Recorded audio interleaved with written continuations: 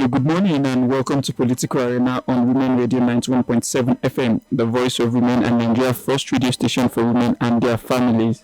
Political Arena is a program where we take a closer look at politicking in Nigeria through the lens of inclusion and representation. In the next few weeks on the program, our focus is on the Reserve Seat Bill, a proposal that has sparked conversations nationwide. The bill seeks to boost women representation in parliament by creating reserved seats for them. Nigeria currently has one of the lowest number of women in politics across Africa, and this bill aims to close the gap. But how will it work in practice? What are the benefits, the challenges, and the controversies surrounding it? To help us unpack all of this, I am joined by political analyst Jide Ojo. Together, we'll explore how reserved seats could reshape Nigeria's democracy.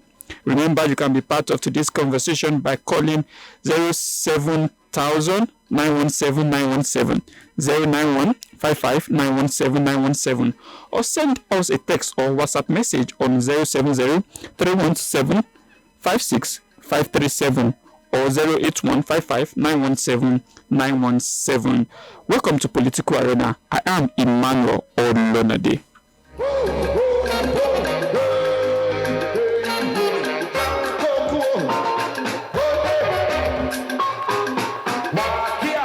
All right, let's get straight into the conversation as I welcome my guest, Jide Ojo, a political analyst. Good morning, Jide. How are you doing this morning? I'm fine. Good morning. All right, let's just get down to the conversation and see what this reserve seat for women bill is exactly, so that our listeners can actually get an idea of what we are talking about. So let's make it simple. As a political analyst, can you just explain what the reserve seat bill is all about and what it proposes? Well, over the decades, as you said in your background, that there have been gender discrimination against women, particularly in political representation. Yes, participation may be on equal basis. Women can buy from, women can contest, but what is the statistics in terms of women who are representing different constituencies in Nigeria? The statistics tells us in the face, and it's a very gloomy picture. In Africa, in fact, globally, Nigeria ranks among the lowest in terms of female representation, either in the executive or legislative arm. And this is what this gender representation bill, or reserve seat bill, as is commonly called now, is meant to, that's the gap is meant to bridge. So the advocacy now is about if we can have only women constituencies where it's not as if there will be no election, there will be elections in those constituencies, but only women will contest in them. And this is not peculiar to Nigeria. I've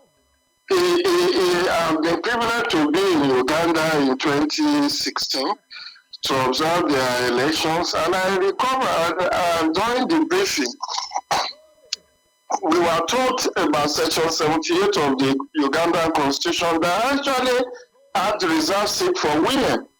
Across all the constituencies in Uganda, at least one seat is reserved for women.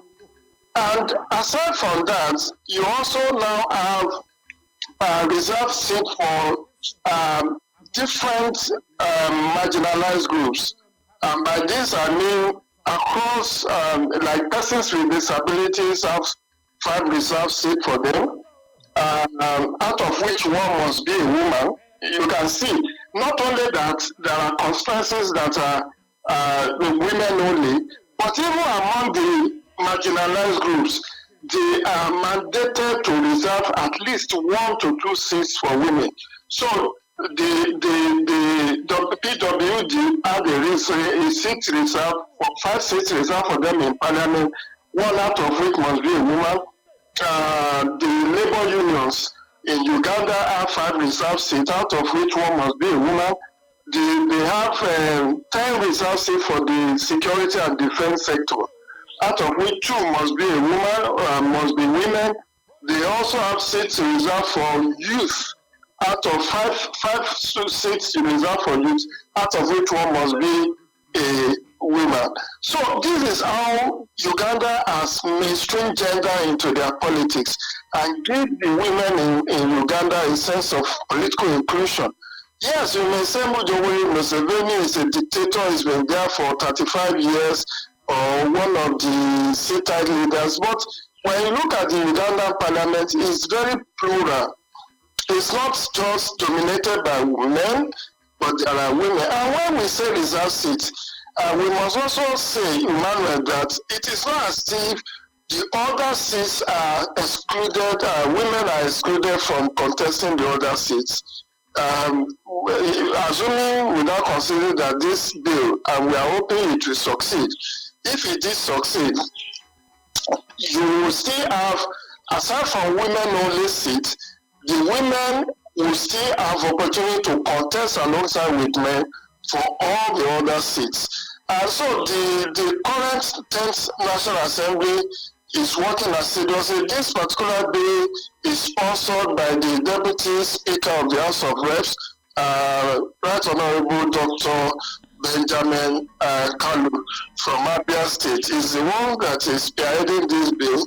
And I have weighed in my column in the Punch newspaper a couple of weeks back, even while I was talking about the emergence of Professor Yetwada as the national chairman of the APC. Yeah. I was even in that piece, I advocated that he should throw his weight behind the reserve seat, because if APC does it, if PDP does it, and even assuming, I pray that we do not fail in this bid, but if for instance, the PDP, APC, and the major political parties, both ruling party and the opposition, throw their weight behind this bill, we will see a significant leap in the number of female representation. And this is not just a privilege, it's a right. Because when you look at centuries of discrimination against women in terms of political participation and representation, you will see that this is something that is long overdue. So it's something that I have advocated on different media platforms, not just Women Radio as we are discussing today, but on several media platforms, even here in Abuja. I recall that the Eribo Foundation brought me, I've done this on Nigeria Info 95.1 FM in Abuja here, as well as on a couple of podcast stations. So it's just for us to all come to terms with the reality that we cannot drive development by having a male-dominated polity. When we are talking of, let me give you this very startling statistics. In 2022, please let me land on this thought. In 2022, Kenya had its election. Kenya is just a small, less than half of the population of Nigeria, had its election, and they produced 6 female governors in Kenya in 2022. 6. In the previous election to that, they had 3. But in 2022, they increased the number of female governors to 6. But in Nigeria, we have never been able to produce one single female governor. How many deputy governors do we have who are women? Just about 3 or 5. So these are the injustices and imbalances and discrimination and marginalization that this bill seems to want to kill. All right, thank you very much, Jide, because you've given a breakdown of this bill in the simplest term, and you've made comparison with also with other African countries and how they've been able to put this bill into practice and how they've been able to work this bill and ensure that it benefits women in the society. And one thing that caught my attention is the fact that you even went all the way to Uganda, because when you speak to most Nigerians about Uganda and you tell them that this bill is actually active in Uganda, they won't believe it. But thank you also for speaking because you were there and you saw this bill work. But let's talk about one point you've raised. How would this bill aid our democracy in Nigeria?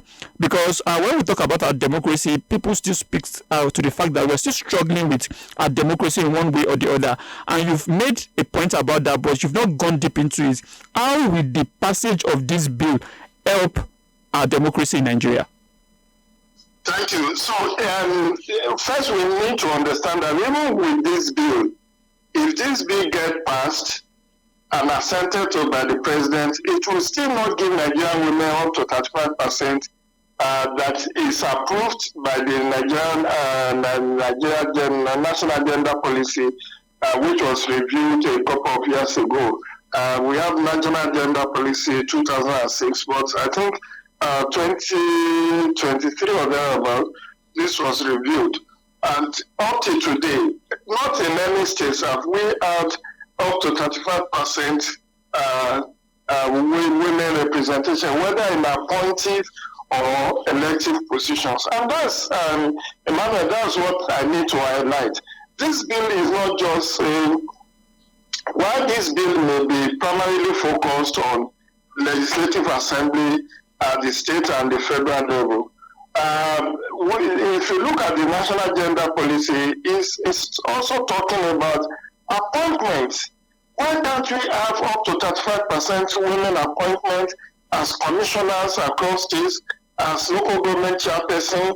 Out of the 768 local government and 6 area councils, how many of them are women? How many vice chairmen are women? How many deputy governors are women? How many governors are women?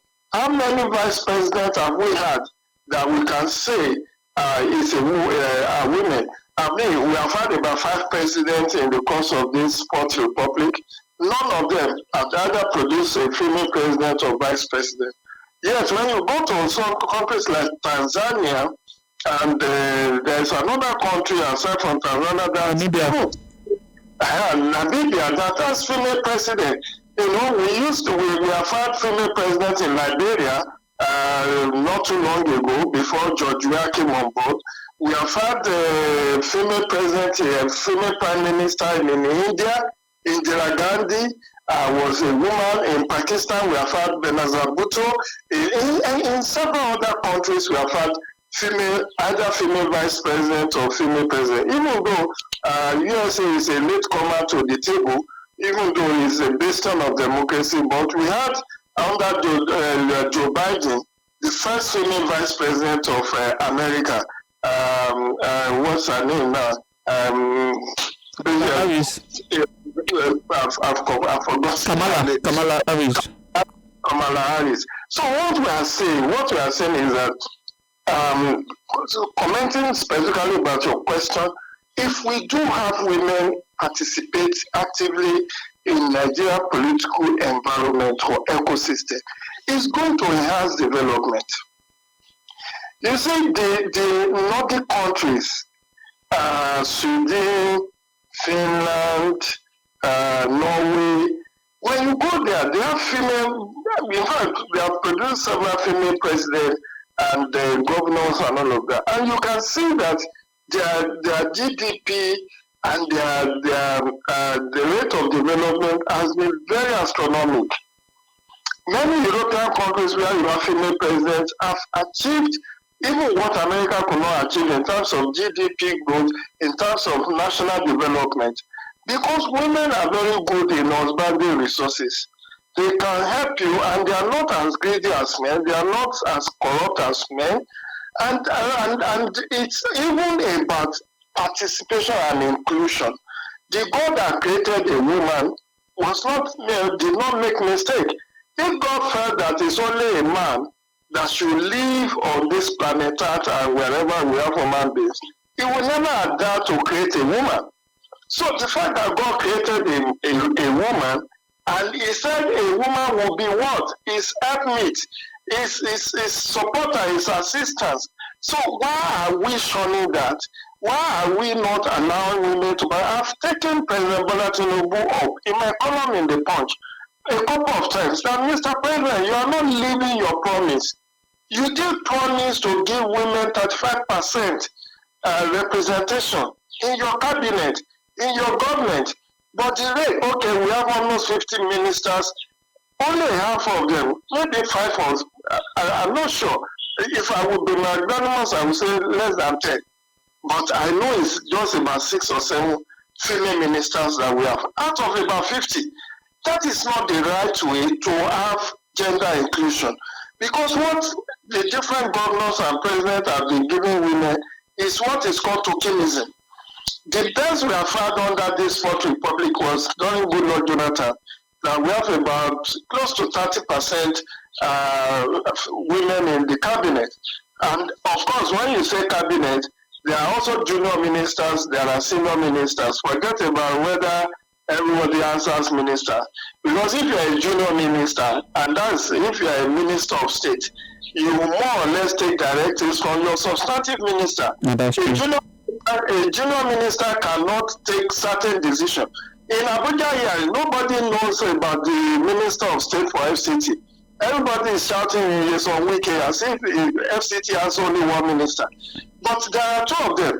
And of course, if you go back to the memo that was written by, this is what is available online. The current Minister of Aviation and Aviation, that's Festus Keyamo.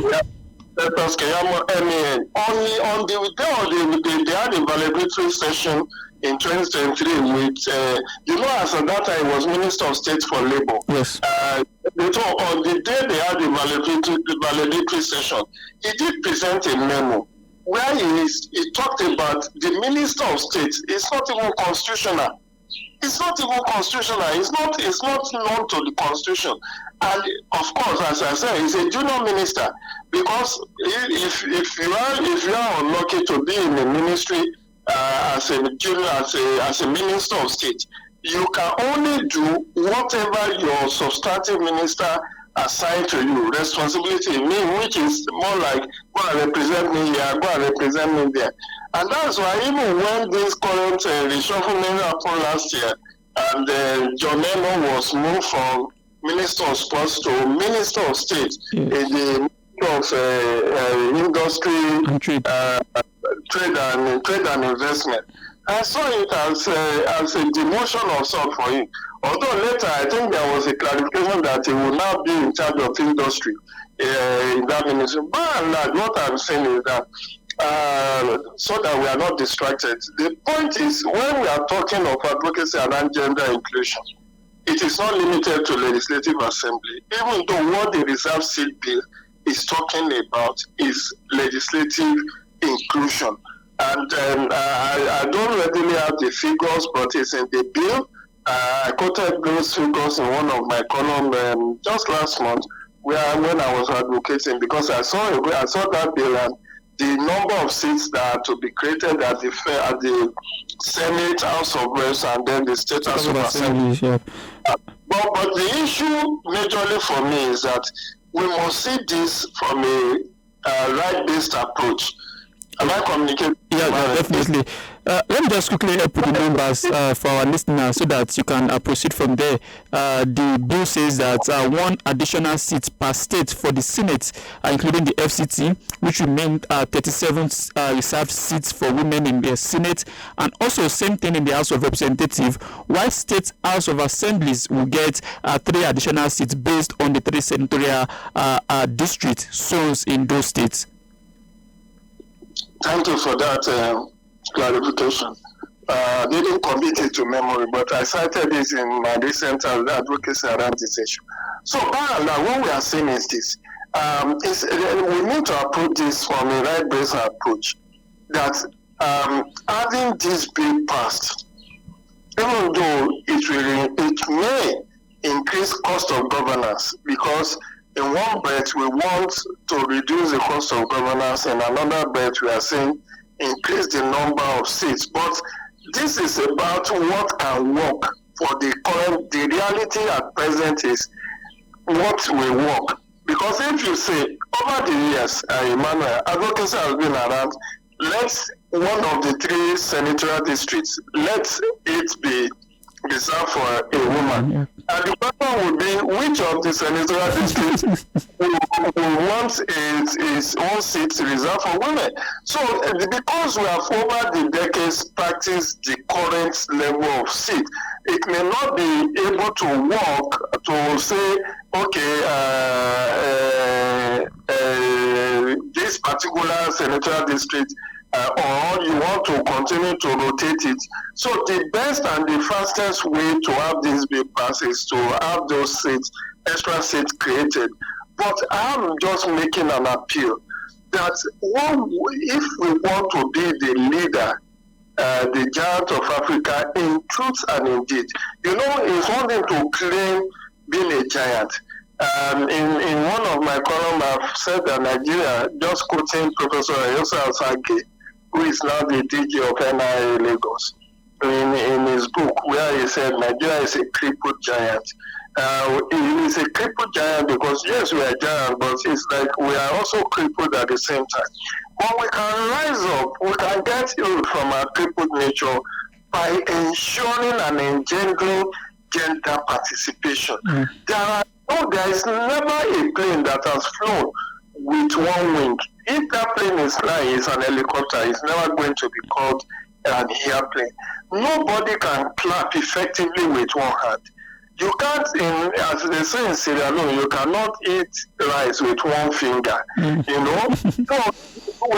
need the two genders to participate effectively in governance, and that is how to carry to give sense of inclusion. And don't let anybody tell me, oh, women are not coming forward. They are not coming forward because they have gotten their hands burnt. Several times, many of them came forward, they lost their investment, they are scared away by violence. Some of them have been burnt. We know the case of the woman leader in Kogi State. PDP woman leader. And then in Kaduna in 2023. That's for Labour Party. So these are scary things, and we need to give assurances that we are actually living in the 21st century. And this is what I want our politicians to take away. Look at the academia. Now we are having more female vice chancellors. In the banking sector, we are having more female bank MDs. I don't want to mention it so that you don't send me. You have to pay for. I said you have to pay for the advert if you mention the name. But you can see how they are turning the photos of those institutions around. Even in sports, look at how women have done us well.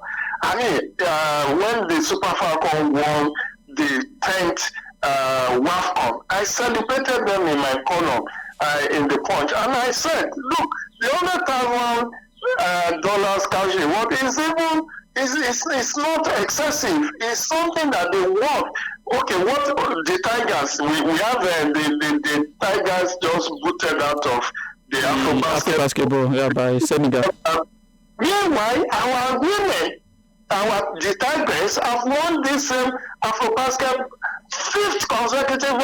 5 times. And by a local coach, second time by a local coach, Wakama, doing us proud. So when you go, even look at our Olympics, how many medals have been won by men? How many medals have been won by women? Yeah. The women has done us well in sports. They have done us well in academia. They are doing us well in the banking and finance sector. Why can't we allow them to also emphasize into politics? To better the of our politics.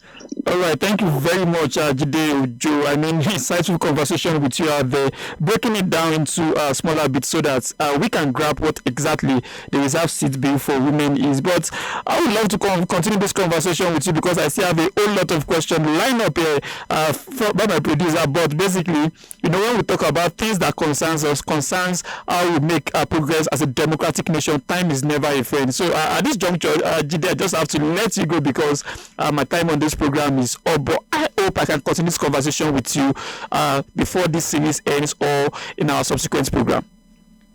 No problem. You have a wonderful day, man. Thank you very much for joining. And before you even go, the president of India is also a woman, so I think women are actually doing great, and we need to also replicate that in Nigeria.